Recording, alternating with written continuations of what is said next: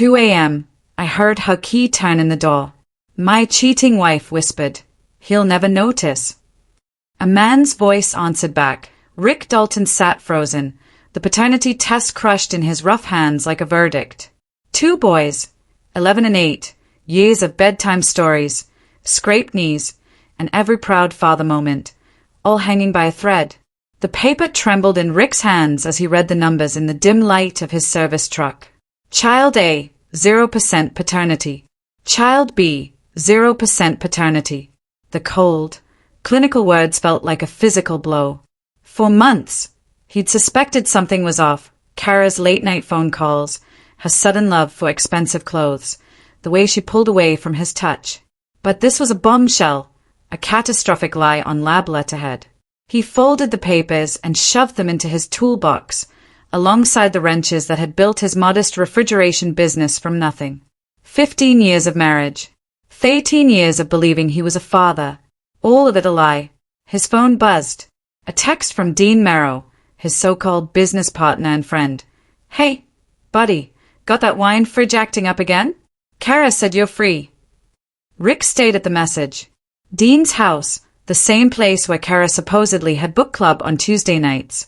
The same Dean who helped Rick expand his business, providing wholesale parts at a discount. Rick typed back, "On my way." The drive to Dean's mansion took 12 minutes through suburban streets lined with perfect lawns and perfect deceptions. Dean answered the door in a silk bathrobe, his hair still wet. "Rick, thanks for coming out so late. The fridge just died, and you know how it is. Those bottles are expensive." "No problem," Rick replied, hefting his toolbox. "Lead the way." The house smelled of expensive cologne and new money. Rick followed Dean through marble hallways into a finished basement, a man cave with leather furniture, crystal glasses, and the silent wine fridge in the corner. "Started making weird noises yesterday," Dean said, settling into a chair with a glass of scotch. "Then it completely stopped this morning." Rick knelt by the unit, his hands tracing familiar components. Loose compressor belt. Easy fix. His mind, however, was on a darker calculation. "How's Kara doing?" Dean asked casually. "She seemed stressed the last time she was here." Rick's wrench slipped. "When was that?" "Tuesday night book club. You know, between you and me, I think the ladies spend more time drinking wine than reading books." Dean chuckled. "Not that I'm complaining. Kara's great company." The compressor belt snapped back into place. Rick stood up, dusting off his knees. "Mind if I use your bathroom? Long day?" "Sure. Upstairs master bedroom. The only one with good water pressure." Rick climbed the stairs slowly, each step feeling like an executioner's march. The master bedroom was a monument to excess, a king-size bed with black silk sheets and a walk-in closet larger than Rick's garage. He splashed cold water on his face in the bathroom, staring at his reflection. 41 years old, grey in his hair, hands permanently stained with honest work. What had he expected? That a woman like Kara would stay satisfied with a man like him? He reached for a towel and froze. Tucked behind some bath products was a Polaroid. His heart stopped. Kara, his wife, naked in lingerie he'd never seen, posed on the marble counter where he stood. Her wedding ring glinted on her finger. A note, in her handwriting, was scribbled on the bottom, "For my real man." The photo shook in his hands. He pocketed it and walked downstairs on legs that felt like concrete. "All fixed," Rick said, his voice flat. The compressor belt came loose. "You're a lifesaver, buddy," Dean said, pulling out his wallet. "What do I owe you?" "Nothing. Friends help friends, right?" They shook hands. Rick noted how soft Dean's palm felt compared to his own calloused knuckles, a rich man's hands, hands that had never built or fixed anything. "Kara's lucky to have a guy like you," Dean said. "Reliable, dependable, salt of the earth." "Yeah," Rick replied. "I know exactly what I am." The drive home was a blur. His modest 2-story house looked small now, dwarfed by the memory of Dean's mansion. Kara's car wasn't in the driveway. She was still at book club, or, more likely, in Dean's bed. Rick sat in his truck, staring at the house where he'd believed he was building a family. The Polaroid, tucked against his heart, felt like a burn. His phone rang. Kara. Hey honey, book club's running late tonight. Don't wait up. Love you. Love you, too, Rick said automatically, the words tasting like broken glass. The boys were asleep when he finally went inside. He watched them from the doorway, peaceful under their superhero blankets. 11 and 8. DNA from Dean, not Rick Dalton. But they didn't know that. They called him Dad. That love was real, even if the biology wasn't. He took out the paternity test and fed it into the kitchen shredder. But the Polaroid stayed, evidence for later. Kara came home at 2:17 a.m., slipping into bed like a ghost. She smelled of expensive soap and unfamiliar cologne. Rick pretended to sleep, listening to her breathe with a clear conscience. Morning brought the usual chaos. Breakfast, backpacks, the boys fighting over cereal. Kara kissed him goodbye, her lips having been on another man hours earlier. Have a good day, honey. Love you. Love you, too. After they all left, Rick sat at the kitchen table and began to plan. Revenge wasn't a dish best served cold. It was a machine built with precision. He installed a hidden recording app on Kara's laptop and cloned her phone, rerouting all texts and calls to a burner device. By afternoon, he had a complete picture of her betrayal. Months of texts, explicit photos, and financial records showing she was siphoning money from their joint account to Dean's business. The worst discovery was a folder labeled Future Plans, divorce papers already drawn up, giving her custody and Rick maximum child support for children who weren't his. The affair wasn't passion. It was a strategy. He printed everything, building case file. The next 3 weeks were the hardest of his life. He pretended everything was normal while documenting every lie. Kara grew bolder, staying out later, her contempt for him barely hidden. Maybe you should expand the business, she suggested one night at dinner. Dean says there's a lot of money in commercial refrigeration. Dean says a lot of things, Rick replied. He's trying to help you, Rick. God knows you need it. We can't live like this forever. Tommy, the older boy, patted Rick's hand. Dad, are you okay? Rick forced a smile. Just tired, buddy. Work stuff. That night, Rick listened to a recording of Kara and Dean. He's so pathetic, Kara's voice crackled. Just sits there like a kicked dog. Not much longer, Dean replied. Once the divorce goes through, you'll be free. What about the boys? What about them? Rick will pay child support, and they'll have a real father figure in their lives. It's a win-win. Rick stared at the ceiling until sunrise. The end of the month brought his opportunity. Dean's warehouse was set to receive a massive shipment worth $500,000. Rick had been studying the security system for weeks. He parked 6 blocks away on a Friday night, walked to the warehouse, and disabled the alarms. Inside, he planted small devices that would slowly leak ammonia-based coolant. By Monday, the warehouse would be a chemical disaster zone. He also planted small packets of marijuana to trigger a police search and installed a virus on Dean's computer to upload his financial records to an anonymous tax fraud tip line.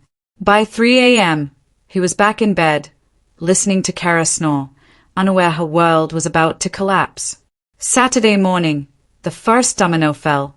Rick's phone rang at 8 a.m. Rick, thank God, Dean said. Something's wrong at the warehouse. Smells like a chemical leak. That sounds dangerous, Dean, Rick said, faking grogginess. You should call the fire department. I can't afford to have the place shut down. Please, just take a look. Sorry, buddy, that's beyond my skill set. You need hazmat specialists. Rick hung up and smiled. By Monday, the local news was covering the mysterious contamination at Dean's business. His contracts were cancelled, and the IRS got an anonymous tip. But Rick was just getting started. Tuesday was phase 2. Kara's leased BMW had a mysterious mechanical failure. The champagne cooler in her trunk exploded during a staff meeting, destroying a presentation and prompting an insurance investigation. Wednesday, Dean called again. Rick, I need you to be straight with me. Have you been to my warehouse? Your warehouse? Why would I go there? Someone sabotaged it. A professional job. And now Kara's car is having trouble, too. It's like someone has it out for both of us. Maybe you should examine your recent choices, Rick said quietly. Sometimes consequences take a while to catch up. The line went dead. Thursday evening, Kara's sister, Michelle, showed up. We need to talk, she said, pushing past him. She slid divorce papers across the table. Kara asked me to give you these. She's staying at a hotel until you move out. Rick glanced at the papers. Just like that. Rick, we all know this marriage has been over for years. Kara deserves to be happy. Happy? Rick laughed, a sound like breaking glass. He pulled a thick folder from his cabinet and set it on the table. Before I sign anything, I think you should see what kind of woman your sister really is. Michelle opened the folder. Her face went white as she saw the photos, texts, and financial records. Oh my God, she whispered, her hands shaking. The boys, they are not yours. Biologically, no. But I've been their father in every way that matters for over a decade. Michelle dropped the folder. I need to go, she said, standing on shaky legs. Michelle, Rick's voice stopped her at the door. When you see your sister, tell her I got the message loud and clear, and tell her I'm sending one back. Friday morning, Rick drove to an abandoned ice factory on the outskirts of town. He rigged the old cooling system to project images and sound throughout the building, set up cameras, and even brought folding chairs. This was the final act. Saturday afternoon, he sent Dean a text from a burner phone. Emergency meeting about insurance claim. Ice factory on Industrial Road. Come alone. Big money involved. 30 minutes later, he sent Kara a different message. Rick is planning something stupid. Meet me at the old ice factory. We need to stop him. He waited. Dean arrived first. What the hell is this about, Rick? It's about the truth, Rick said calmly. Something you and my wife seem allergic to. Screens flickered to life, displaying text messages, explicit photos, and the divorce papers with Dean's name on them. Dean's face went pale. Rick, let me explain. Explain what? How you pretended to be my friend while sleeping with my wife.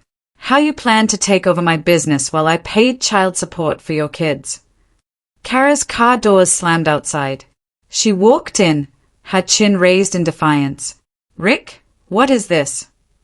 This is the reckoning. Kara looked between them, calculating. Fine. You found out. So what? Our marriage was dead anyway. I did what I had to do. What you had to do? Rick's voice rose. Lie about paternity? Steal money? Plan to completely ruin me while pretending to love me? I never loved you, Kara screamed, her mask finally gone. You're boring and small and pathetic. Dean offers me a real life. Dean stepped forward. Rick, I'm sorry it happened this way, but Kara's right. She deserves better. Better? Rick picked up a heavy wrench. You mean like a man who's about to lose everything from tax fraud? Like a man whose business just got shut down by chemical contamination? Like a man who's been unknowingly raising another man's children? Dean lunged, but the fight was over in 15 seconds. Rick easily dodged the clumsy punch, then grabbed Dean, slamming him against the wall. You want to fight me? You want to take my wife, my kids, my money, my business? And now you want to fight me, too. Rick hit Dean in the face with the wrench, not hard enough to kill him, but hard enough to break his nose. Dean collapsed, whimpering. Please, he gasped. Don't end me. End you. Rick looked puzzled. Dean, I want you to live a very long life. I want you to spend every day remembering what it feels like to lose everything you care about. He turned to Kara, who was pressed against the wall. Please, Rick, think about the boys. Our family. Rick activated another screen, showing the legal documents she'd prepared. According to these papers, we don't have a family. You were planning to take my sons and my money and disappear into Dean's mansion. They are not your sons. Kara shrieked. They never were. You were just the idiot who paid for everything while I built a real life. There it is, Rick said quietly. The truth. Finally. Rick grabbed Dean's phone and played a recording of Kara's voice. Rick's such a pathetic loser. When this is over, I'll have his house, his money, and his kids, and he'll be living in some studio apartment paying me alimony. Dean looked up at Kara in horror. You said you loved me. I love what you can give me, she replied coldly. Just like I used Rick for what he could give me. It's called being smart. Rick pulled out a final folder. Speaking of smart, let me show you how smart I've been. The folder contained legal documents he had prepared with an attorney who specialized in paternity fraud. See, revenge isn't about violence, he explained. It's about natural, legal, devastating consequences. He handed them the papers. Kara, you're going to be charged with paternity fraud, theft, and conspiracy. Dean, you're looking at tax evasion and business fraud. Kara's hands shook. You can't do this. I'm the mother of those children. Those children deserve better than a lying witch for a mother, Rick said. And legally, since you committed paternity fraud, you'll be paying me back every penny of child support I provided for kids you knew weren't mine. Dean struggled to his feet. Rick, let's make a deal. I'll pay you whatever you want. What I want, Rick said, is for both of you to understand what it feels like to lose everything. He pressed a button on a remote. The screens began broadcasting live to social media accounts he'd created. Every ugly word, every cruel confession, was being streamed to their friends and professional contacts. Kara watched in horror as her phone buzzed with notifications. You're destroying us, she whispered. You destroyed yourselves, Rick replied. I'm just making sure everyone knows about it. He walked toward the exit. At the door, he turned back. Oh, and Dean, your insurance policy doesn't cover criminal activity. You'll be declaring bankruptcy by Christmas. Rick, wait. Kara started forward. Don't, Rick said, his voice stopping her cold. Don't say my name. Don't contact me. Your lawyer can communicate with mine. That's it. What about the boys?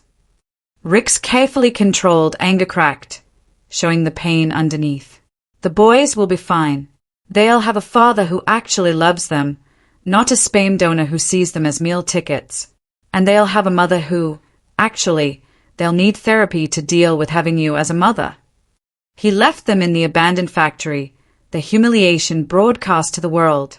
6 months later, Rick sat in family court listening to the judge read the final custody ruling. Kara was found guilty of paternity fraud and ordered to pay Rick restitution for 13 years of falsified child support. She'd lost her license, her house, and her reputation. Dean's bankruptcy was finalized, and he was facing federal charges. The sweetest moment came at Tommy's Little League game the following spring. Rick was in the stands cheering as his son, because Tommy was his son in every way that mattered, hit a double. Kara appeared beside the bleachers, looking haggard and desperate.